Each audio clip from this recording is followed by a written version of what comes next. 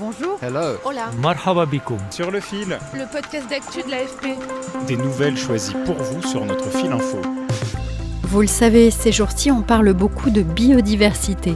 C'est le sujet d'une grande conférence de l'ONU qui se tient à Cali en Colombie jusqu'au 1er novembre, avec notamment comme objectif d'obtenir des entreprises et des États davantage d'engagement et de financement pour lutter contre l'effondrement des espèces. Parmi les champions et championnes de la cause du vivant, il y a une femme, une primatologue, aujourd'hui âgée de 90 ans, qui a profondément transformé la compréhension des rapports entre les humains et les animaux. Elle était à Paris il y a quelques jours pour un discours à l'UNESCO et elle a prononcé quelques mots en langage de chimpanzé. What I'm going to say simply means this is me, this is Jane.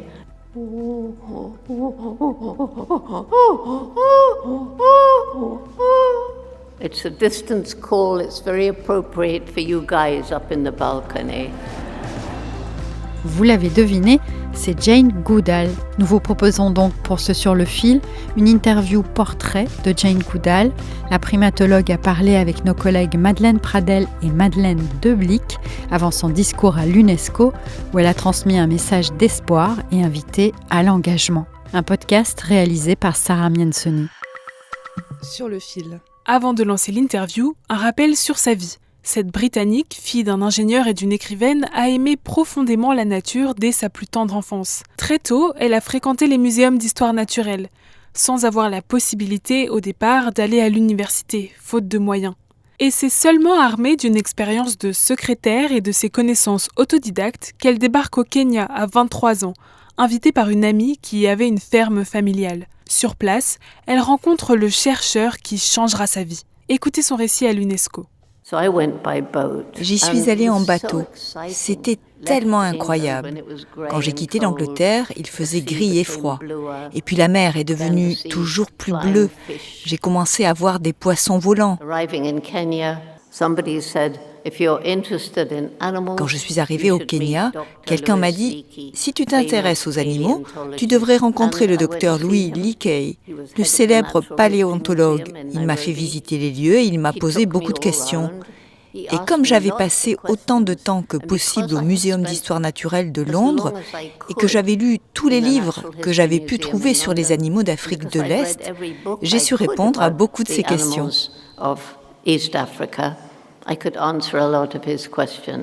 Le docteur Leakey l'embauche d'abord comme secrétaire. Il lui confiera finalement une mission d'observation des chimpanzés près du lac Tanganyika en Tanzanie, accompagné de sa mère, car les autorités britanniques ne l'auraient pas laissé partir seule. Jane Goodall, qui n'avait aucun diplôme universitaire à l'époque, applique des méthodes innovantes, mais les débuts sont difficiles. After 4 months, there was still only one chimpanzee who was beginning to lose his fear of me. Au bout de 4 mois, seul un chimpanzé commençait à ne plus avoir peur de moi. Mais ma mère me disait « Mais Jane, tu apprends beaucoup plus que tu ne le penses. Tu apprends comment ils font leur nid dans les arbres la nuit. Tu apprends le genre de nourriture qu'ils mangent et le genre de cris qu'ils émettent. » C'était vraiment triste qu'elle parte seulement 2 jours avant ma découverte majeure que tout le monde connaît aujourd'hui, à savoir que les chimpanzés sont capables d'utiliser et de fabriquer des outils.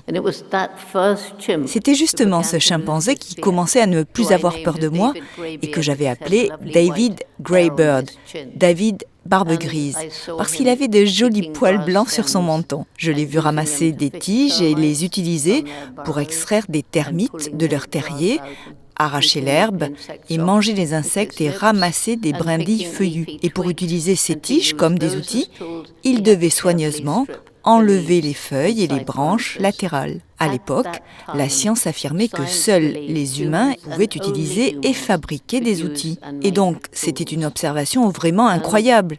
C'est cette découverte qui a permis d'obtenir des fonds pour que je puisse continuer mon travail. Jane Goodall trouve peu à peu sa place auprès des chimpanzés, au point de leur donner à tous des noms et de passer des heures dans les arbres avec eux. I know that they share our emotions, pleasure, joy, sadness, fear. Après 2 ans d'observation en Tanzanie, elle est directement admise en doctorat d'éthologie, l'étude du comportement animal, à l'université de Cambridge, sans être passée par la case licence. Elle finira par décrocher des dizaines de prix et de médailles. J'ai obtenu mon doctorat et je suis retournée à Gombe, les plus beaux jours de ma vie. Je pouvais passer des heures non seulement à étudier les chimpanzés dans la forêt, mais aussi à étudier l'écosystème de la forêt. Quand j'étais dans ces forêts, je sentais un lien spirituel avec la nature. Jane Goodall quitte définitivement la forêt de Gombe en Tanzanie en 1986 pour porter la bonne parole. Mondialement reconnue, nommée pour le prix Nobel de la paix en 2019, elle est devenue une icône de la protection du vivant. En 1977, elle a fondé le Jane Goodall Institute pour sensibiliser les plus jeunes à la biodiversité qui les entoure et pour soutenir la recherche et protéger les primates en Afrique. Le Jane Goodall Institute a créé le sanctuaire de chimpanzés de Chimpunga au Congo, le plus grand d'Afrique. L'organisation accompagne aussi les populations locales en aidant des jeunes femmes à poursuivre leur éducation ou en soutenant des projets d'agroforesterie. Madeleine Pradel et Madeleine Deblic ont retrouvé Jane Goodall il y a quelques jours, donc avec son singe en peluche qu'elle emmène partout avec elle. Voici Mr. H. Il m'a été offert il y a 33 ans par un homme qui s'appelle Gary Horn. Il pensait m'offrir un chimpanzé en peluche. Il est devenu aveugle à l'âge de 21 ans quand il était dans les Marines aux États-Unis. Je lui ai pris la main et je lui ai dit « Gary, les chimpanzés n'ont pas de queue ». Il m'a répondu « Eh bien, emmène-le partout où tu iras et tu sauras que mon esprit est avec toi ». Lorsqu'il est devenu aveugle, Gary a décidé de devenir magicien. Tout le monde lui a dit « Pour être magicien, tu ne peux pas être aveugle ». Mais les enfants ne savent pas qu'il est aveugle. À la fin de ses spectacles, il leur dit « Vous savez, il peut vous arriver quelque chose. Mais si c'est le cas, n'abandonnez pas. Il y a toujours un moyen d'avancer. » J'emmène Mr. H avec moi comme un exemple de l'indomptable esprit humain. Celles et ceux qui s'attaquent à ce qui semble impossible n'abandonnent pas et réussissent souvent. C'est dans cet esprit que Jane Goodall lance inlassablement son appel à l'action, individuelle ou collective, pour préserver la biodiversité et lutter contre le changement climatique. We need everybody to get involved. We have a window of time. On a besoin que tout le monde participe. On a une fenêtre de tir pour ralentir le changement climatique, pour protéger et restaurer les zones que nous avons dégradées, pour donner une nouvelle chance aux animaux menacés.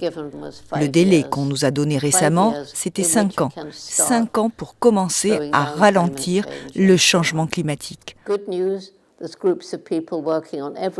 La bonne nouvelle, c'est qu'il existe des groupes de personnes qui travaillent sur chacun de ces problèmes. Malheureusement, beaucoup d'entre eux travaillent dans leur coin. Vous pouvez résoudre un seul problème. Mais si vous ne pensez pas de manière globale, vous risquez de créer un autre problème. On ferme une mine de charbon, c'est formidable. Plus de CO2 qui s'échappe dans l'environnement. Mais si on ne pense pas de manière holistique, on ne se rend pas compte que toutes ces personnes n'ont plus de travail et qu'elles vont tomber dans la pauvreté. C'est un exemple simple.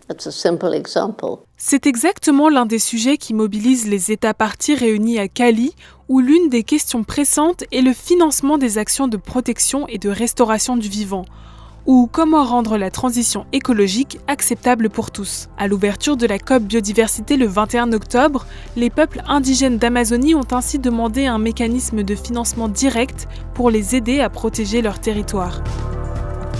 Merci de nous avoir écoutés. Sur le fil revient demain. Je suis Sarah Miansoni. Si vous avez aimé cet épisode, n'hésitez pas à vous abonner. À bientôt!